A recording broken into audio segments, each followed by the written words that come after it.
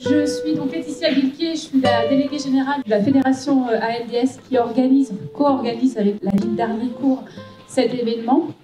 Je vous remercie vraiment d'être présent. C'est aussi important pour nous d'accompagner les aidants dans leur mission, je dirais, puisque nous avons mis en place des ateliers et toute une politique dédiée aux aidants depuis 5 années maintenant. Donc malheureusement la crise sanitaire nous a un petit peu stoppé dans l'évolution de nos ateliers de la halte répit, mais nous reprenons maintenant sur l'année 2022 nos activités. Merci beaucoup. Merci. Il faut essayer de sortir cette maladie d'Alzheimer du trou épouvantable où tout le monde veut la mettre. Et on continue de vouloir la mettre. Il faut essayer de changer le vocabulaire. Voyez-vous ? Parce que ce qui fait très très peur aux gens, c'est quand on parle de démence, quand on parle de toutes ces choses absolument épouvantables. D'abord, un malade d'Alzheimer n'est jamais un dément. Jamais. Parce que c'est pas la même chose. Il perd des neurones, c'est tout. Il ne devient pas fou. Il a de moins en moins de repères. Donc il perd ses repères. Il faut bien savoir que c'est une maladie de la gestion de l'information. Donc, au fur et à mesure que la maladie progresse, c'est de plus en plus difficile de gérer les informations. C'est une maladie de la gestion de l'information. Donc, ce qu'il faut faire en premier, c'est aider la personne à gérer les informations. Donc, si par exemple, la personne ne sait plus s'occuper de son compte en banque, parce que le compte en banque, curieusement, c'est de l'argent abstrait. Et tout ce qui est abstrait, ce sont des choses qui ne sont pas gérables par quelqu'un qui a cette pathologie. Qui peut gérer de l'argent dans sa poche, par exemple, qui peut très bien avoir un billet puis aller faire ses courses, mais qui ne peut pas gérer un compte en banque parce que c'est abstrait. Tout ce qui est abstrait, ça disparaît. Par contre, tout ce qui est concret, ça devient extrêmement présent. Donc, ce qui est très important, c'est d'adapter l'environnement à la personne de façon à ce qu'elle ne se cogne pas sur des difficultés qui viennent de la maladie, bien sûr. Mais si on arrange un peu autour d'elle les choses pour que ça se passe de façon sympathique, si on est agréable avec cette personne, comme on connaît l'importance des neurones miroirs, eh bien, cette personne va vivre une vie tranquille, elle va vivre aussi bien que possible. Voilà. Et ça, c'est possible de le faire, n'est-ce pas ? N'est-ce pas ? Elle me l'a dit tout à l'heure. Donc, si on a peur du malade, si on a peur de la maladie, si on a peur de toutes ces choses horribles dont on vous menace, on vous dit les troubles de comportement, vous allez voir, il ne va pas vous reconnaître, il va vous agresser, enfin moi, on m'a menacé de tout ça au début, hein, franchement, bonjour. Hein. Alors, bon, c'est pas vrai en plus, c'est pas vrai en plus. Donc, il faut regarder, le plus important, c'est regarder qu'est-ce qui se passe. Où est-ce que ça gêne, où est-ce qu'il y a un problème. Parce qu'il y a un problème, si la personne, elle se réveille le matin, voilà. Alors pour moi, c'est qu'elle s'ouvre après la maladie un peu bien installée, elle a besoin de quoi cette personne ? Elle est un peu comme quelqu'un qui aurait pris un peu trop de somnifères, vous voyez. Donc elle est un peu perdue. Et bien, qu'est-ce qu'il faut lui donner ? Du café, voilà, du café. C'est très important. Du café, de l'exercice physique. Le plus d'exercice physique possible. Et à ce moment-là, il y a tout qui se remet en place. Ensuite, il ne faut pas lui reprocher des choses qu'elle ne comprend pas ou qu'elle ne sait pas faire. Parce qu'alors là, c'est reproche du matin au soir, et on peut en faire 4 minutes par semaine, c'est pas compliqué. Hein. Mais ça ne sert à rien. Ça ne sert à rien. Au contraire, ça aggrave tout. Donc moi, je dis première chose, jamais de reproche et jamais dire non. Jamais dire non à quelqu'un qui est malade. Alors vous allez me dire à quoi ça sert ? Essayez. Vous essayez, puis vous allez voir le résultat. Et le résultat, en général, il est assez sympa. Hein. Très, très sympa. Et évidemment, jamais s'énerver. Alors ça, on me dit, mais ça c'est difficile, moi je m'énerve. Alors, moi je m'énerve. Bon. Mais si on s'énerve et qu'on voit que le résultat il est très mauvais, si on ne veut pas du résultat, on ne s'énerve plus. Et je trouve qu'on vit dans une société qui est particulièrement très, très... porté sur les reproches. On a l'impression que si on parle, c'est pour critiquer, c'est pour faire des reproches, sinon on se tait. Vous n'entendez pas des gens vous dire ma mère a eu la maladie d'Alzheimer et vraiment, quel échange de tendresse j'ai avec elle, et vous n'entendez pas ça, nulle part. Hein. Mais moi, je l'entends très souvent parce que les gens me le disent. Ils me le disent pourquoi ? Parce que moi, je le dis. Donc, du coup, ils se disent, si je lui dis, elle va me croire. Mais sinon, les autres ne les croient pas.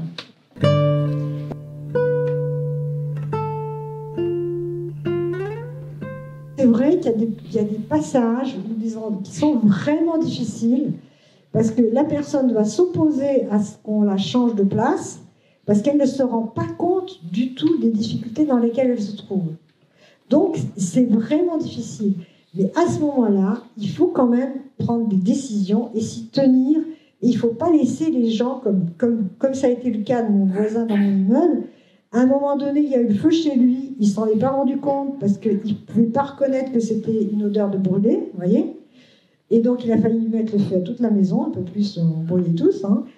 Donc, c'est dangereux pour les autres, c'est dangereux pour lui. Donc, il y a un moment, il faut prendre des mesures vraiment importantes. Et il faut avoir le courage de les prendre, mais parce que vous ne pouvez pas laisser les choses pourrir, si vous voulez. Quand une situation elle est en train de pourrir, il faut vraiment trancher dedans, il faut trancher dans le vif. Et pas être triste de faire ça. Au contraire, c'est beaucoup de courage qu'il faut. Et il faut être sûr de soi. Et il faut être, si vous êtes plusieurs dans la famille, il faut vous mettre ensemble. Et il faut arriver à trouver une solution. Puis vous pouvez prendre conseil. Il y a beaucoup de gens là qui sont là, qui se demandent qu'à vous conseiller. Donc prenez des conseils autour de vous. Mais une personne, à un moment donné, ne peut plus vivre seule.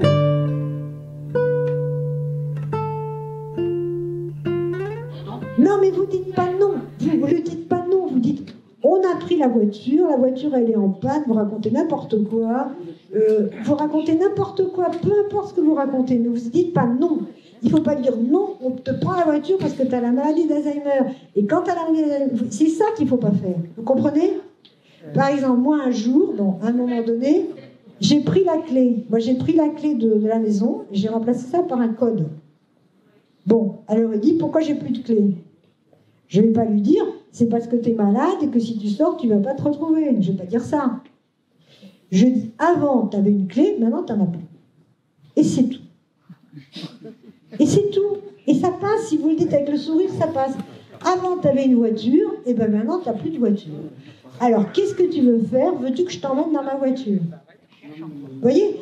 Avant, tu avais une voiture, maintenant, tu n'as plus de voiture. C'est tout, la voiture est partie, il n'y en a plus. Voilà, c'est comme ça, elle est partie. Voilà. Hein ? Pas d'explication. De toute façon, les explications ne vont pas la convaincre. Donc, ça ne sert à rien de donner des explications. Vous voyez, il faut rester sur votre point de vue. Avant, il y avait une voiture, maintenant, il n'y a plus de voiture. Alors, est-ce que tu veux que je t'emmène dans ma voiture faire une balade ? Est-ce que tu veux que je t'emmène faire des courses ? Vous voyez ? Et tout va bien. Et je vous garantis que tout va bien.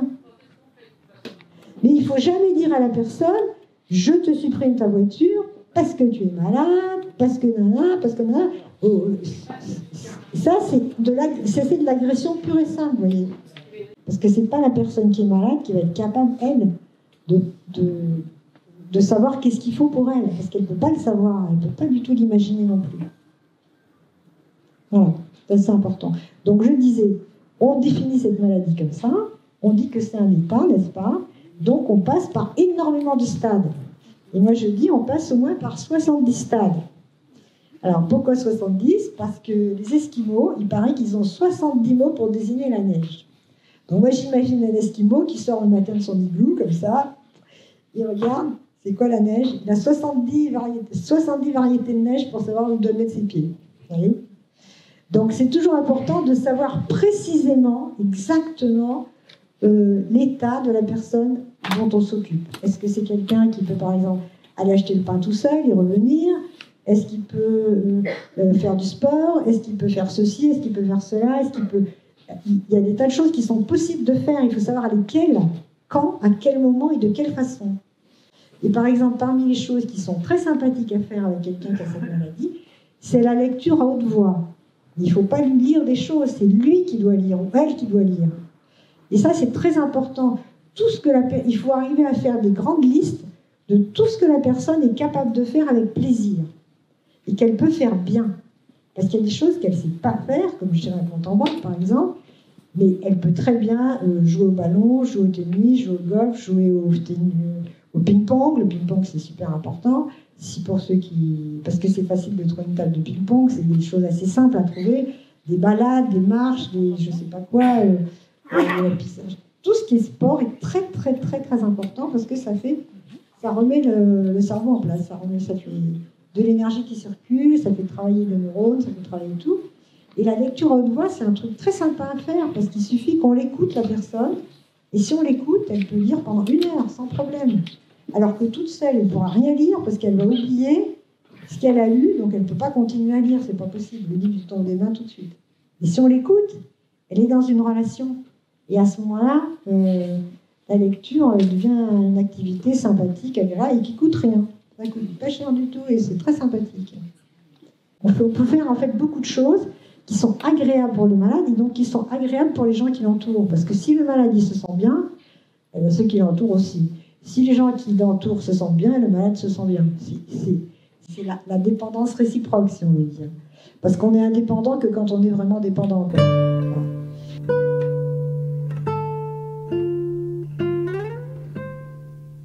Alors, je vais vous dire, quand quelqu'un est déprimé, il faut savoir pourquoi il est déprimé. Mais en général, quelqu'un est déprimé parce qu'il a de lui une mauvaise image. Parce que, est-ce que vous connaissez le livre de Václavic qui s'appelle « Comment réussir à être malheureux » ou un truc comme ça. Comment réussir son malheur. Vous connaissez? Voilà, c'est intéressant à lire. Hein. Donc, quelqu'un qui est déprimé, c'est quelqu'un qui a investi énormément de temps pour construire cette déprime. Voilà. Qui a passé beaucoup de temps à mouliner des idées négatives, vous voyez, donc, alors, la seule chose que vous pouvez faire, si c'est possible, mais des fois ça n'est pas du tout, c'est d'essayer de tourner le truc en sens inverse. Ah, mais t'es jolie, mais ça me fait plaisir de te voir, mais je sais pas quoi, t'as une belle robe, je sais pas quoi, enfin des trucs, et puis de faire des trucs rigolos. De faire des trucs rigolos, parce que souvent les gens, ils oublient de rire, et quand on rigole pas, il y a des tas de fonctions du corps qui ne marchent plus bien. Quand on rigole, ça remet en route des choses sympathiques. Alors, soit vous y arrivez, soit vous n'y arrivez pas. Et bien, si vous n'y arrivez pas, vous regardez ce qui se passe et vous dites, voilà ce qu'elle fait de sa vie. Et bien, moi, je ne vais pas faire pareil. Voilà, très bien. Alors, c'est parfait. Tout va bien. Tout va bien. Donc, quand tout va bien, ça ne peut pas aller mieux. Hein? Parce qu'on ne peut pas, si quelqu'un il a besoin comme ça d'être déprimé, ben, il faut avoir du respect pour lui, le laisser se déprimer. Hein? Ah si, c'est comme si vous voulez, par exemple, si vous avez un jardin, vous cultivez des plantes. Vous voyez bien qu'une plante, chaque plante, elle est elle-même. Elle ne va pas, si vous avez planté des pivoines, vous n'allez pas avoir des jonquilles. Hein, vous allez avoir des pivoines. Donc, il y a quand même des natures de personnes qui les portent vers la dépression. Mais on peut pas transformer l'humeur des gens, mais on peut transformer son humeur à soi. Ça, c'est très important de savoir ça. Son humeur à soi, on peut la transformer. Celle des autres, on ne peut pas. C'est très difficile. De transformer son humeur? Ben, souffler, c'est bien. Quand on est stressé, c'est important de souffler beaucoup. Parce que, je veux dire, quand on est stressé, ce qu'on fait souvent, c'est on bloque la respiration. Parce que comme on reste comme ça, vous voyez, hein, si on dit des trucs, on reste comme ça. Alors, pour se décoincer, il faut souffler. Et souffler, souvent, en faisant un petit bruit, c'est rigolo. Moi, je fais comme ça. Autant que vous pouvez pendant une bonne demi-heure, après, vous êtes déprimé. Sinon, vous chantez, c'est encore mieux. Si vous chantez, c'est encore mieux parce que ça fait travailler la respiration et c'est pas mal aussi. De chanter, c'est pas mal. Et je disais que c'était une grande chance, n'est-ce pas, de vivre avec quelqu'un qui a Alzheimer. Bon, alors ça me paraît rigolo à des gens, mais moi, je suis très sérieuse quand je dis ça. Parce que si vous voulez, quelqu'un qui a cette maladie, il est dans le présent. Il est là, aujourd'hui, là. Et nous, on ne sait plus faire ça. Surtout dans la société dans laquelle on vit, on est tout le temps, on se projette en 2023, je ne sais pas où. On n'est jamais là, quoi. Être là, vraiment là, c'est quand même le premier pas vers le bonheur, d'être là où on est là. Vous voyez, c'est là où on est là. Voilà. Quand on est présent, eh ben, ça donne un sentiment très agréable de soi. Et en même temps, on se rend compte qu'on est une personne très importante pour l'autre personne. On n'a jamais été aussi important de notre vie pour cette personne-là qu'à ce moment-là. Parce qu'on représente tout pour elle. C'est vrai, hein, n'est-ce pas? Voilà. Voilà, c'est vrai, hein? Voilà. Donc c'est quand même... Donc de dire que des horreurs sur cette maladie, c'est un mensonge sociétal énorme. Parce que notre société considère que l'individu, il est tout seul, isolé, indépendant, compétent, qui fait tout à toute vitesse. C'est que des bêtises, quoi. Et c'est faux. On est tous en relation. On est en relation avec plein de gens. On est en relation avec... La relation, c'est vraiment... C'est ça qui est c'est la vie, c'est la relation. S'il n'y a pas de relation, il n'y a pas de vie. C'est vraiment ça, quoi. Voilà. N'est-ce pas? Merci, madame. Je pense qu'il comme une valorisation de soi-même. Voilà, exactement. Ça peut pas être mieux dit que ça. Vous êtes un public magnifique, hein.